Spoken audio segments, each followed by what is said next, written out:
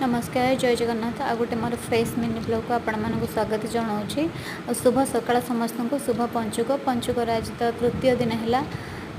एत बड़ भी हेले मोर छोट बड़ कथा मन पड़े जिते छोटे होते बापा आमको शिखे जुआर है बेले कौन कह जुआर हो से ठाकुर मत पाठ दियो ज्ञान दियो बुद्धि दियो से सब जिनस एबे भी अच्छी जिते जुआर हे ठाकुर पाठ दियो ज्ञान दियो बुद्धि दियो पाठ पढ़ा सरला हेले भी पाठ तो के सरे तापर भी ये जिनस अच्छे कौन कर छोट गोटे शिखे देते ना। ठाकुर को जुआर हो सारापर रंगोली एति पकईदेलु पकईदे माँ मुझे आम जाऊ राधाकृष्ण मंदिर को सेमती राधाकृष्ण मंदिर को गलु से राधाकृष्ण मंदिर सीना रास्ता पाखे कि परिसरटा एत सुंदर आपन को पूरा भल लगे देखापी सब मैंने फूल गछ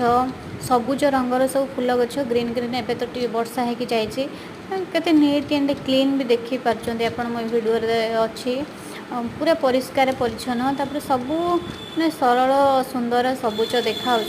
परिवेशटा बहुत सुंदर आप पूरा शांति लगे। माँ धूप बुलेकी नना तो पूजा करके पलई धूप बुलेकी आम टे भोग पाई आसिलु मोर ऑफिस थिला देखो केते सुंदर देखा।